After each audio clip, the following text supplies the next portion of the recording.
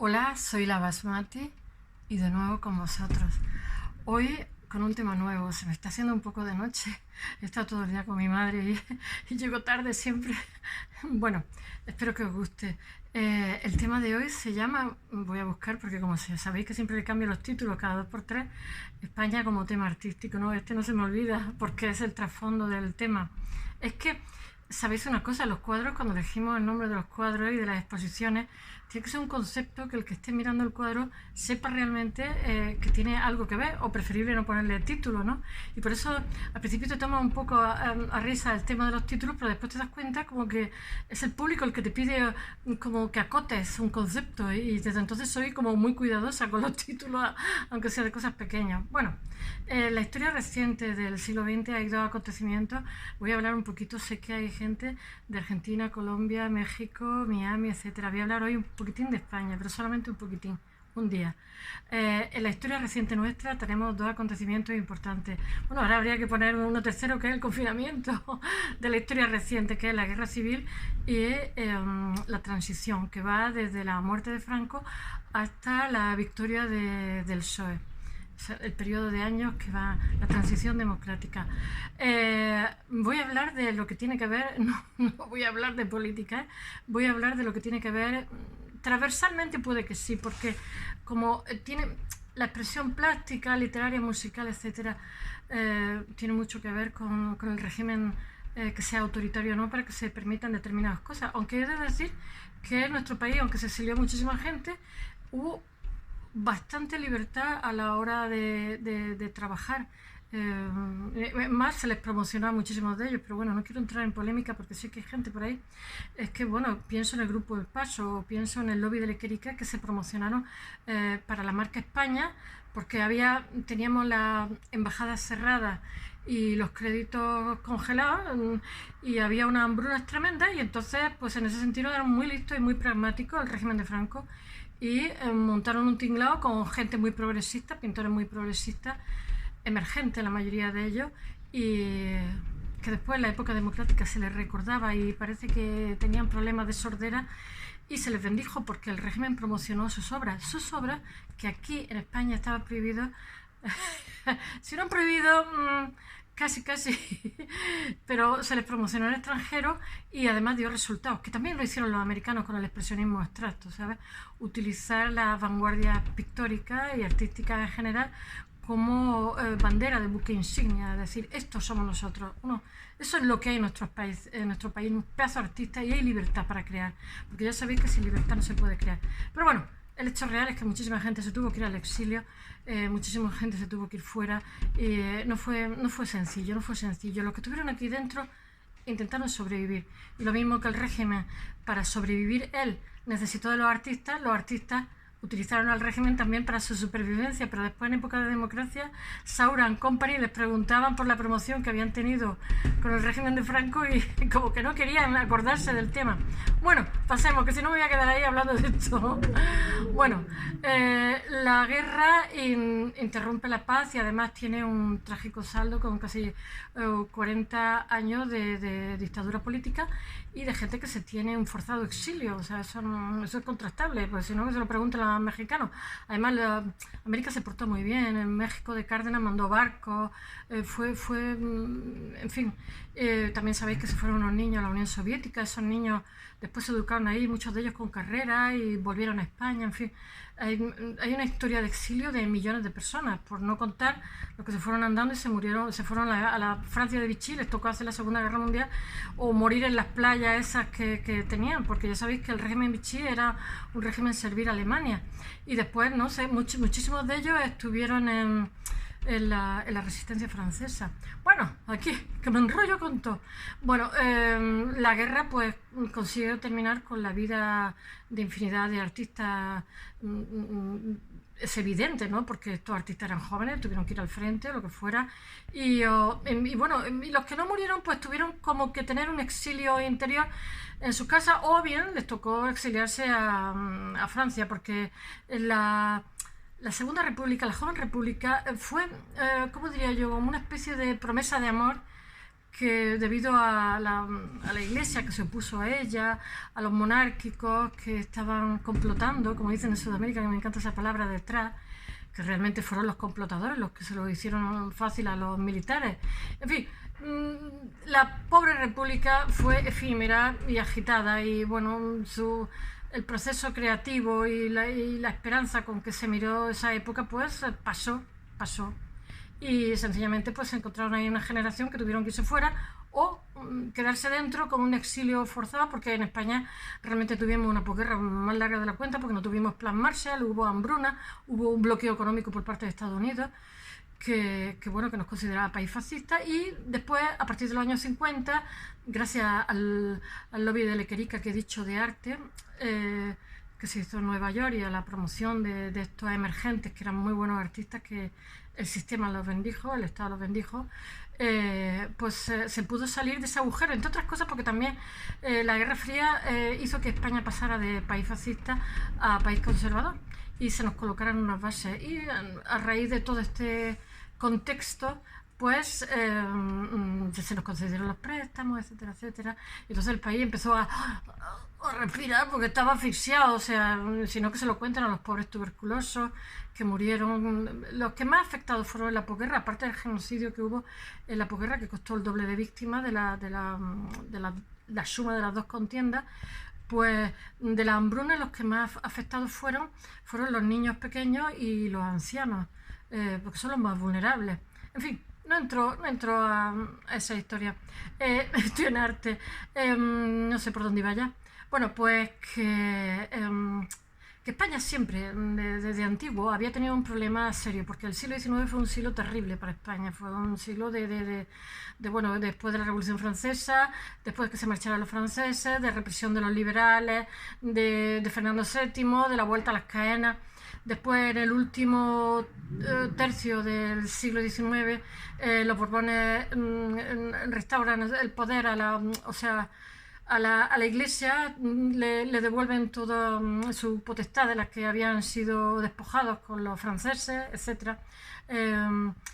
La restauración, y todo, después ese poder que le devuelven, ella lo hace notar en la época de la República, donde se intentaba hacer una separación laica de poderes, y la Iglesia se opuso y fue imposible. Pero bueno, esto, mirad, este ahondamiento entre exterior e interior es una cosa que viene de antiguo, porque está ya en Goya. O sea, Goya ahora estaba intentando luchar por una modernización del país, pues Goya era liberal y le decían que era francesado, en realidad pues era partidario de una carta magna, de una separación de poderes, en fin, cosas básicas, ¿no?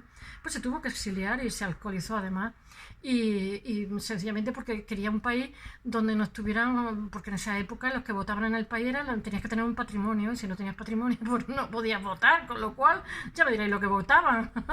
Votaban para sus intereses, los poderosos, en fin, salto de ahí. Bueno, ya no sé por dónde voy.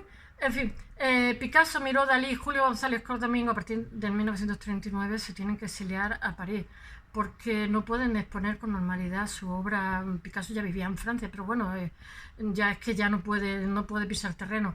Es decir, que la guerra civil bloquea un poco el desarrollo cultural, por decirlo de alguna forma, y ahonda más en la separación que había habido en el siglo XIX, porque tener en cuenta que en Europa había habido un desarrollo, no ya revolución agrícola e industrial, sino una revolución científica. O sea, aquí estábamos todavía en la época de Goya, que había todavía Inquisición, una cosa tremenda. Estaban los pobres novatores que para publicar trabajos, cuando se morían, eran intelectuales, que eran liberales, ilustrados y tal, cuando se morían le decían, eran casi todos investigadores, profesores de facultad, a sus compañeros que lo publicaran, porque si lo publicaban en vida, le ponían un cerco aquí y lo humillaban, lo dejaban desnudo por la calle. Bueno, unas cosas que vamos, en el tercer mundo hoy os podéis imaginar.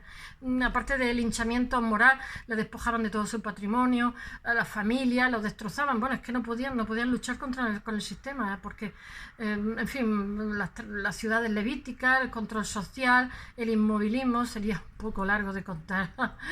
Bueno, la transición democrática pues posibilita esa anhelada modernización del país, Hoy día se dice que la transición fue bastante defectuosa, yo lo creo también, porque por ejemplo en el caso de la Carta Magna se intentó contentar a tantísima gente que al final es defectuosa y entonces claro, hay mucha gente que no es partidaria de tocar la Carta Magna, pero la Carta Magna no puede hipotecar el futuro de los no nacidos.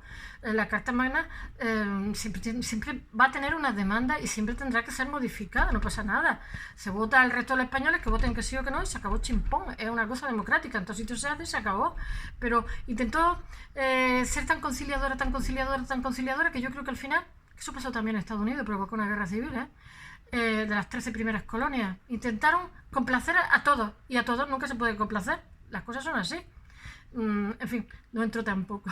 Bueno, con la transición el país se moderniza, es un chorro de aire fresco, los artistas pueden trabajar muchísimo mejor, pero nosotros teníamos el tema de España, siempre estaba ahí, siempre es controvertido, porque siempre había estado en el siglo XIX ahí rondando las pinturas costumbristas, ¿no? Dentro del costumbrismo del XIX, los españoles no necesitamos enemigos, nosotros es como la familia, nos bastamos y nos sobramos para fustigarnos. Y entonces el tema España en el siglo XIX y en el XX tiene mucho costumbrismo y está un poco apartado de la vanguardia. Y entonces este costumbrismo hay uno que es complaciente y otro que es crítico. Pero bueno, tienen el mismo telón de fondo, que es costumbrismo, que tiene un punto ahí también anquilosado en el tiempo. Es que estoy mezclando sin querer política y arte. Bueno, la experiencia, la vivencia de lo español se convierte en el tema central del arte español. En el 19 y en el 20, aquí estamos siempre arañándonos. Tenemos un punto ahí romántico, incluso nuestra guerra lo fue, esa lucha contra el fascismo fue muy romántica. Y bueno, he de decir que la fijación es anterior, que Teófilo Gautier ya lo dice, que Goya ya tiene esos fantasmas que cuando intenta hacer reformas pues se le echa encima a la vieja España, el inmovilismo, etcétera, y tiene que acabar viviendo y muriendo en Burdeos, alcoholizado además. Yo qué sé, los románticos europeos hacen de España el mito del lugar donde no había sido, donde el progreso no nos había devorado. ¿Qué más hubiéramos querido los españoles que nos devorara el progreso? O sea, estábamos intactos, como yo cuando fui a Yemen, pero hija, pero es que no había ni luz eléctrica, ni agua corriente, ni nada de nada. Pues sí, muy intactos, pero a lo mejor los del lugar preferirían no estar tan intactos. En fin, bueno, los románticos de España lo hacen en un lugar legendario, con un pasado legendario, y somos la locura, somos la Carmen de Bizet. Yo qué sé, pero esta imagen de España, ya os digo, que se plasma en el género costumbrista que se ve en el siglo XIX, que hay dos versiones, la complaciente y la más crítica, pero con un mismo trasfondo que tiene un punto previsible. No sé qué podemos decir.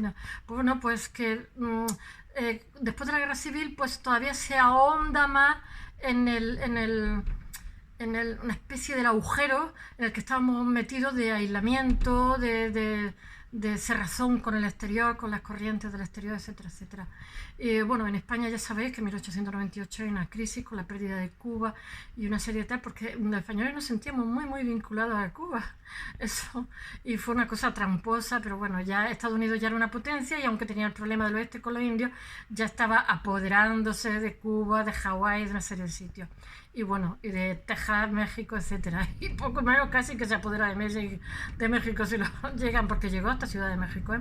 Bueno, pero digo yo, que el peso de la identidad nacional gravita con fuerza y entonces, claro, el vanguardismo no hay forma de que entre aquí, porque es que no solamente no entran las ideas científicas, es que no entran las ideas nuevas, pictóricas. Y bueno, eso se ve también, hay una obsesión con el tema español.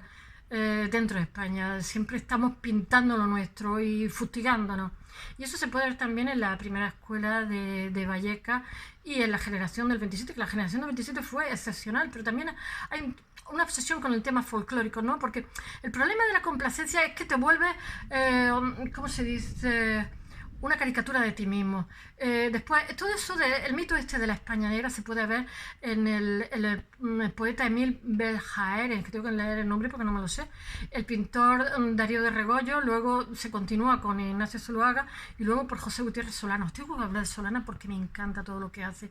Era un chalao de mucho cuidado, era esquizofrénico, escribía muy bien. Todas las personas esquizofrénicas, bueno, todos los esquizofrénicos no, pero la mayoría suelen ser muy, muy inteligentes.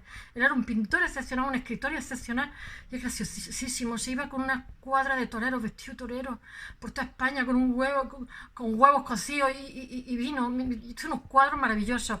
Bueno, durante el primer tercio del siglo XX hay una recreación del folclore y ahora la protagonizan un poquito Joaquín Sorolla y otra versión, lo tengo que leer, de Evaristo el Asturiano, pero es que hay regionalismo. Evaristo del Valle, el andaluz Julio Romero de Torres, que me encanta también, un día hablaré, y el gallego Rodríguez Castelao. Entonces prevalece un realismo. Estoy hablando de principios de siglo, cuando ya están todas las vanguardias, el jinete azul, el puente, están todas las vanguardias empujando. Nosotros estamos aquí con nuestros pintores, que son pintores maravillosos, y no hay forma de que entre. Y bueno, los únicos que se salvan de todo eso son los que se acercan en París, que son Salvador Dalí, Oscar Domínguez, Julio González, lo estoy leyendo porque no me acuerdo de todo, Juan Gris, Picasso y Miró. Esos son los únicos que se salvan del tema España, o sea, porque estamos aquí con la seña de identidad y tirándonos los trastos unos a otros, porque no hay forma de como buscarnos quiénes somos. Y bueno, no sabemos lo que hubiera ocurrido si la República no hubiera sido derrotada, es una hipótesis, ¿no? Porque la República culturalmente fue muy, muy interesante. La institución de la libre enseñanza por el discípulo de Kant, eso que hoy son mis gatos que se están peleando, y el discípulo preferido de Kant, cuya idea no arraigó en ningún sitio de Europa, nada más que en España, la institución de la libre enseñanza, que fue una maravilla, una maravilla. Y bueno, no sé qué deciros, que hay unos núcleos en nuestra época de modernidad, por decirlo de alguna forma, que están en Madrid, Bilbao y Barcelona, que se hacen visibles sobre todo a partir del 1925, pero que, bueno, que la guerra civil frustrará esa floración de jóvenes talentos artísticos que se ven obligados a emigrar o a exiliarse o simplemente a dedicarse a otras cosas. Pero he de decir una cosa, gracias, o sea, ese complejo que teníamos también los españoles, los movimientos más importantes en estos momentos están, como si dijéramos, liderados casi por españoles, como pasa con el cubismo o como pasa con el surrealismo. Y después deciros también, en fin, que esa obsesión de identidad nacional, cuando gana Franco, volvemos al pasado y se empiezan otra vez a pintar paisajitos horrendos.